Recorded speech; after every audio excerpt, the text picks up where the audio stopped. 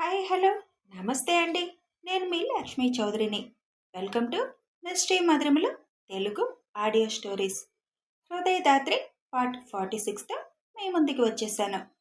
Video నచ్చితే కథకి likes hypes ఇచ్చి కథని మరింత మందిలోకి తీసుకువెళ్ళే బాధ్యత మీదే. అలాగే కొత్తగా చదువుతున్న వాళ్ళు సబ్స్క్రైబ్ చేసుకొని ఛానల్ సపోర్ట్ చేయండి. భువి వర్క్ చేస్తున్నంతసేపు భువి వర్క్ చూసిన దేవ్ కంప్లీట్ చేసి తన వైపు చూస్తున్న భువిని చూసి, ఎందుకంత టెన్షన్ పడుతున్నావు? ఒకసారి తప్పైతే ఇంకోసారి ట్రై చేయొచ్చు, దానికంతేదో అయిపోయినట్టు టెన్షన్ ఎందుకు దాత్రి అని అంటాడు. అంటే ఇప్పుడు తప్పు చేశానా దేవుగారు అని ఏడుపు మొహం పెట్టింది. నీకు అనిపిస్తుందా నువ్వు తప్పు చేశావు అని? తెలియదు దేవుగారు, వచ్చిన వర్క్ లాగే అనిపించింది, అందుకే చేశాను. కానీ కరెక్ట్నా కాదా అన్నది తెలీదు. భువి బొగ్గ మీద స్ట్రాంగ్ కిస్ ఇచ్చి, నా దాత్రి పర్ఫెక్ట్గా చేసింది అని ల్యాప్టాప్ తీసుకొని వర్క్ సేవ్ చేసి క్లోజ్ చేస్తాడు. దేవు కిస్ పెట్టింది ఒక షాక్ అయితే, నా ధాత్రి అన్న మాటకి భువి ఇక్కడ లేదు, క్లౌడ్స్లో విహరిస్తోంది. దాత్రి ఫ్రెష్ అయితే అవు, వెళ్దాం అని దేవు పిలిచిన ఊలకదు పలకదు. ఏమైంది దీనికి అనుకుంటూ దగ్గరికి వచ్చి ఎక్కడో విహరిస్తున్న దాత్రిని చూసి చిలిపి ఆలోచన చేసి ఇంకో బొగ్గపై ముద్దు పెట్టి చిన్నగా బయట చేస్తాడు. బొగ్గ చురుక్కుమనగానే అప్పుడు ఈ లోకంలోకి వస్తుంది భువి పాప. దేవుగారు ఏం చేశారు అని చిరుకోపంగా అడుగుతుంది.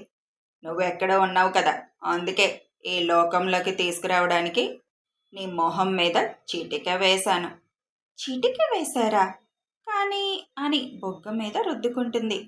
ఏమైంది ధాత్రి, బొగ్గ మీద అలా రుద్దుకుంటున్నావు? అది మీరు బొగ్గ అని ఏం లేదులేండి అని అంటుంది. దేవ్ నవ్వుకుంటూ, సరే వెళ్ళి ఫేస్ వాష్ చేసుకొని వస్తావా, వెళ్దాం అంటాడు. అని వాష్రూమ్కి వెళ్తుంది. మొహం మీద నీళ్లు జల్లుకున్న భువికి బొగ్గ దగ్గర చిన్నగా మంట అనిపిస్తే చూసుకునేసరికి బొగ్గకు దగ్గర ఎర్రగా కనిపిస్తుంది. సరిగ్గా చూసుకుంటే అక్కడ పంటి గుర్తులు కనిపించేసరికి దేవుగారు అని మూతి బిగించి వెంటనే సిగ్గుతో మిగిలిన బుగ్గని కూడా ఎర్రగా మారుస్తుంది. ఫేస్ వాష్ చేసుకుని బయటకు వచ్చి, దేవుగారు ఏంటండి ఇది అని బుగ్గ చూపిస్తూ అడుగుతుంది. ఏమైంది దాత్రి? అయ్యో ఏమైంది ఇక్కడ అని బొగ్గ మీద చేయి వేసి నిమురుతూ ఏమీ తెలియనట్టు అడుగుతాడు. చేసిందంతా చేసి ఏమీ తెలియనట్టు నటించకండి అని అంటుంది. మరి లేకపోతే పిలిస్తే పలకో, కనీసం నేను బయట చేసింది కూడా తెలియలేదు, ఎప్పుడు చూడు పరధ్యానంలో ఉంటావు అని పర్సనల్ రూమ్లోకి వెళ్ళి ఒక జెల్ తెచ్చి భువి బొగ్గకి రాస్తాడు. ఇది మీ దగ్గర ఎందుకుంది దేవుగారు? అంటే ఇక్కడ కూడా మీరు అని డల్గా అడుగుతుంది. ఓయ్, జల్లుంటే ఏదేదో ఊహించుకోవడమేనా? ఇది నేను వర్క్ చేసే ప్లేస్, ఇక్కడ అలాంటి వాటికి చోటు లేదు. మరి ఇదెందుకుంది? తల్లి, ఇది అలోవెరా జెల్, అన్నిటికీ ఉపయోగపడుతుంది, అందుకే ఇక్కడ ఉంటుంది. ఇదే కాదు, ఇక్కడ ఫస్ట్ ఎయిడ్కి సంబంధించిన అన్ని క్రీములు మెడిసిన్ ఉంటాయి, కావాలంటే ఆ బాక్స్ చూడు అని రూమ్లోకి తీసుకువెళ్ళి చూపిస్తాడు. పర్లేదులేండి, మిమ్మల్ని నమ్ముతాను అని అంటూ హెయిర్ సెట్ చేసుకొని వెళ్దామా అని అంటుంది. పద అని కిందకొచ్చి భువిని డ్రైవ్ సీట్లో కూర్చోబెట్టి తన పక్కన కూర్చుంటాడు. దేవుగారు ఏంటిది? నువ్వు డ్రైవ్ నేర్చుకుంటానన్నావు కదా. అవుననుకోండి, కానీ ఏమీ రాకుండా ఇక్కడ కూర్చొని ఏం చేయాలి? దేవ్ కార్ స్టార్ట్ చేసి భువితో స్టికరింగ్ పట్టించి ఎక్సిలేటర్ నొక్కుతాడు. కారు ముందుకు వెళ్తుంటే భువి గుండె ధడ ధడలాడుతుంది. దాత్రి, ఇది ఇలా నొక్కాలి, ఇది ఇలా అని దేవ్ అన్నీ చెబుతూ ఉంటే అలాగే గుండె దడతో అన్నీ అబ్జర్వ్ చేస్తుంది.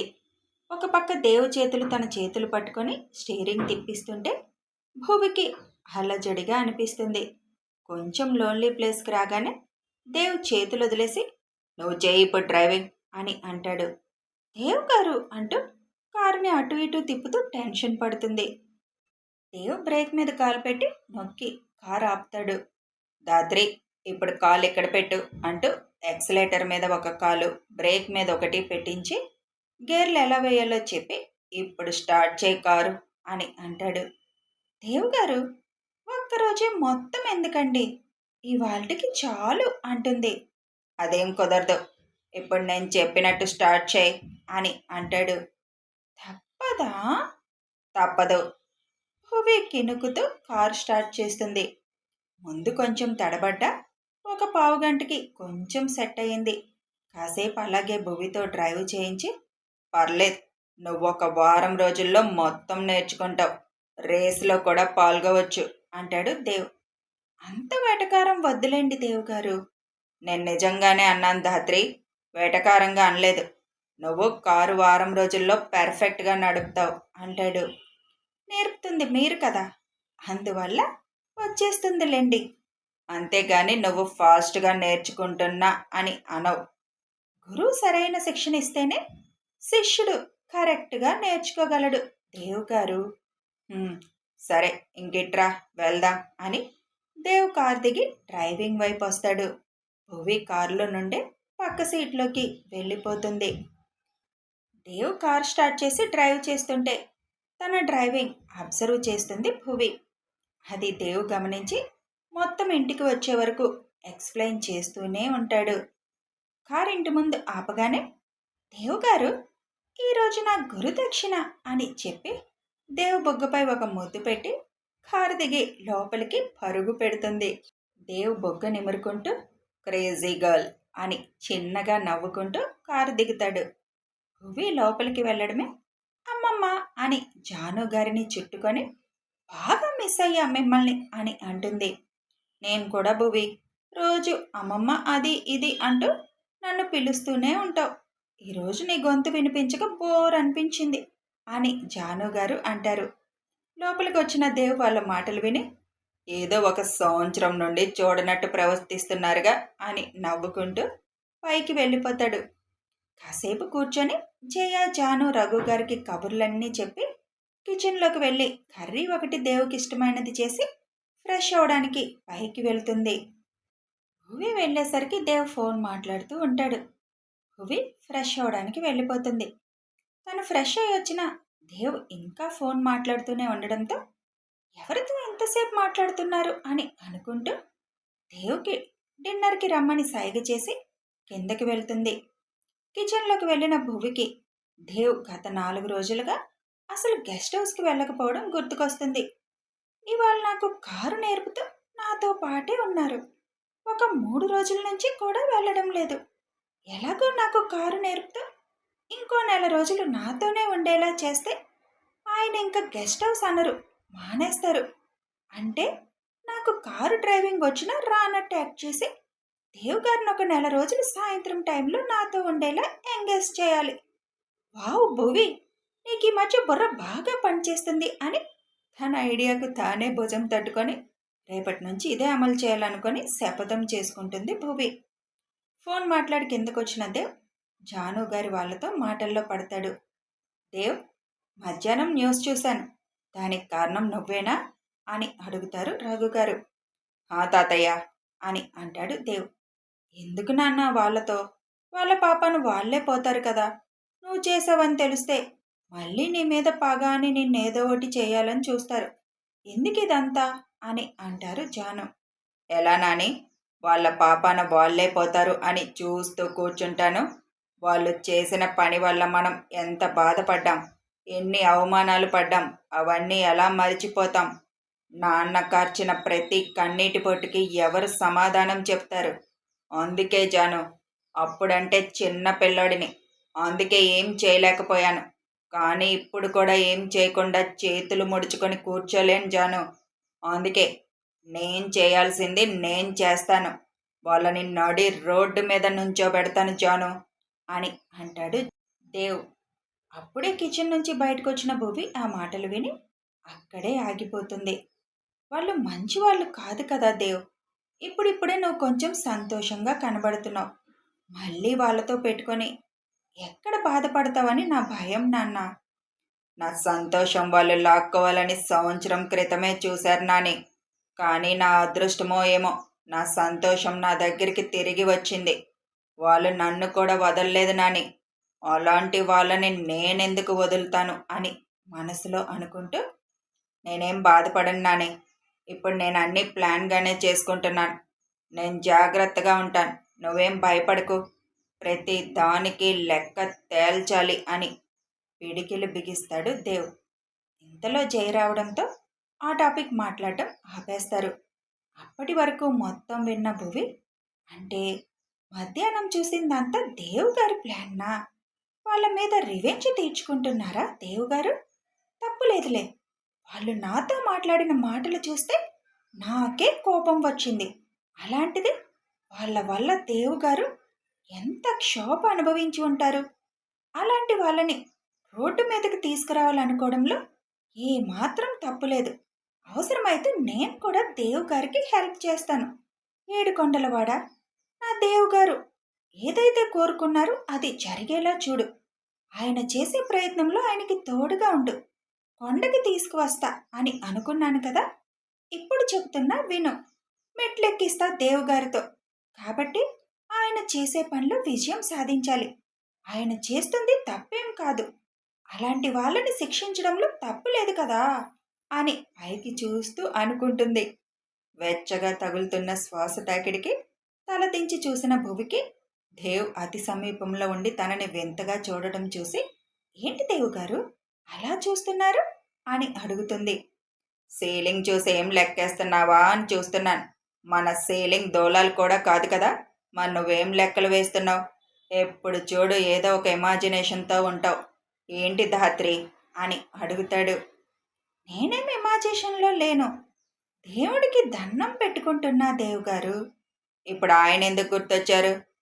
నా పతి దేవుడి కోసం ఆ దేవుడికి ఏదో విన్నపాలు చేసుకుంటున్నాను. దేవ్ కళ్ళు చిన్నవిగా చేసి నొసలు ముడిచి చూడడంతో, అంటే మీరు చేసే పనిలో తోడుగా ఉండమని ఆయన్ని అడుగుతున్నాను అంతే అని అంటుంది. నీకు వేపకాయ అంత వెర్రుంది కదా ధాత్రి.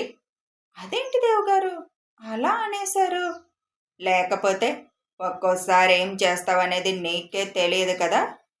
అదేంటి దేవ్ గారు అంత మాట అన్నారు? సాయంత్రమేమో నా ధాత్రి తప్పు చేయదు అని స్టేట్మెంట్ ఇచ్చారు. ఇప్పుడేమో ఇలా అంటున్నారు అని డైనింగ్ టేబుల్ మీద వండినవి తెచ్చి సర్దుతూ అంటుంది. ఇప్పుడు కూడా అదే అంటాను. వర్క్ విషయంలో తప్పు చేయదు అనే అంటాను అని అంటాడు దేవ్. అంటే మిగిలిన విషయాలలో తప్పు చేస్తానా? తప్పు అంటే చేయవు, కానీ ఇదిగో ఇందాకలాంటి వెర్రి పనులు చేస్తావు. దేవ్ గారు చెప్పండి ధాత్రి గారు. భువి ఏదో అనబోయే అంతలో జాను వాళ్ళు రావడంతో అక్కడితో టాపిక్ ఆపి అందరూ డిన్నర్కి కూర్చుంటారు. భువి అందరికీ వడ్డించి తను కూర్చొని తింటుంది. నాన్న దేవ్, ఒకసారి ఊరు వెళ్ళి రావాలి అనుకుంటున్నాం అని అంటారు రఘు గారు. ఏ ఊరు తాతయ్య? మన ఊరే. ఎందుకు తాతయ్య? ఇప్పుడు అక్కడికి జరిగిన అవమానాలన్నీ మరిచిపోయావా? లేదు నాన్న, అందుకే వెళ్ళాలి అనుకుంటుంది. ఇప్పుడు నా మనవడు ఎంత గొప్ప స్థాయిలో ఉన్నాడో అందరికీ తెలియాలి కదా. సగౌరవంగా తలెత్తుకొని ఇప్పుడు వాళ్ళందరికీ సమాధానం చెప్పాలి కదా అని అంటారు రఘు. ఏం అవసరం లేదు. అంతగా వెళ్ళాలని ఉంటే కొద్ది రోజులు ఆగండి, వెలుదురు గాని అని అంటాడు దేవ్. అది కాదు నాన్న, అక్కడ ఇల్లు పొలం కూడా వదిలేశాను కదా. ఒకసారి చూసుకొని పొలం ఎవరికైనా కౌలుకి ఇస్తాను. ఇప్పుడే వద్దు తాతయ్య, నేను చెప్తాను అప్పుడు వెలుదురు అని అంటాడు దేవ్. సరే, నీ ఇష్టం. ఇంక మనకు ఆ ఊరితో సంబంధాలు ఎందుకు తాతయ్య? మనకి కష్టం వచ్చినప్పుడు మనల్ని ఎగతాళి చేసి అవమానించారు. అక్కడుండలేక ఇక్కడికి వచ్చేసాం. అది తెలిసి కూడా ఎందుకు మళ్ళీ ఊరు అంటున్నారు? ఆ పొలం ఇల్లు మనకిప్పుడు అవసరమా? దేవుగారు, అది తాతయ్య సొంతూరు కదా. ఎంత కాదు అనుకున్నా ఆ ఊరితో ఒక బంధం ఉంటుంది. ఆ ఊరు మీకు కష్టం వచ్చినప్పుడు మీకు అండగా నిలబడాలి, కానీ నిలబడలేదు. అదే ఊరిప్పుడు పెద్ద బిజినెస్ మ్యాన్గా మీరు అడుగు పెడితే ఒకప్పుడు మిమ్మల్ని నిందించిన వాళ్ళే ఇప్పుడు మిమ్మల్ని పోగొడతలతో ఆకాశానికి ఎత్తుతారు. నాలుక నరం లేనిది దేవుగారు. ఎటు వీలైతే అటు మాట్లాడుతుంది. తాతయ్య ఇప్పుడు మీ గురించి గొప్పగా చెప్పుకోవాలని అనుకుంటున్నారు. పైగా అక్కడ మనుషులు మిమ్మల్ని నిందించారు కానీ ఊరేం చేసింది? వెళ్ళనివ్వండి దేవుగారు అని అంటుంది భువి. నేనొద్దు అనట్లేదు. ఏ నిందైతే పడి వచ్చారో అదంతా తప్పు అని అక్కడి వాళ్ళు తెలుసుకున్నాక వెళ్తారు. అందుకే కొన్నాళ్ళు ఆగమన్నాను. అలాగైతే డబల్ ఓకే. తాతయ్య, మన ఊరు నాకు చూపించరా అడుగుతుంది భువి. ఎందుకు చూపించాం? దేవు చెప్పినప్పుడు అందరం వెళ్దాం అని అంటారు రఘు గారు. డన్ అని అంటుంది భువి. డిన్నర్ కంప్లీట్ అవడంతో దేవ్ పైకి వెళ్ళిపోతాడు. భువి అన్నీ సర్ది అందరికీ టాబ్లెట్స్ గుర్తు చేసి పైకి వెళుతుంది. భువి వెళ్ళేసరికి దేవ్ నిద్రపోతూ ఉంటాడు. ఇదేంటి ఈరోజు ఇంత ఫాస్ట్గా నిద్రపోయారు? అనుకున్నది సాధించానని మనశ్శాంతిగా అనిపించిందేమో అనుకొని బెడ్ ఎక్కుతుంది. దేవ్ నుదురు మీద పడుతున్న వెంట్రుకల్ని పైకని నుదురు మీద లైట్గా ముద్దు పెట్టి పక్కకి జరుగుతుండగా దేవ్ తన నడుం చుట్టూ చేతులు వేసి దగ్గరికి లాక్కొని ముద్దు పెట్టడంలో కూడా పొదుపు పాటిస్తున్నావా అని అడుగుతాడు. మీరింకా నిద్రపోలేదా అని దేవ్ చేసిన పనికి కళ్ళు పెద్దవి చేసుకొని చూస్తుంది. కథ కొనసాగుతుంది. పాపం భువి దేవు తిరుపతి వస్తాడని మెట్లు కూడా ఎక్కిస్తానని మొక్కుకుంది. ఇవన్నీ దేవుకి తెలిస్తే రియాక్షన్ ఎలా ఉంటుందో తెలియాలి అంటే కథని ఫాలో అయిపోండి. వీడియో నచ్చితే ఒక లైక్ చేయండి, షేర్ చేయండి, కామెంట్స్ రూపంలో మీ అభిప్రాయాలు తెలపండి. సబ్స్క్రైబ్ చేసుకొని ఛానల్ని సపోర్ట్ చేయండి. Thanks for watching and listening.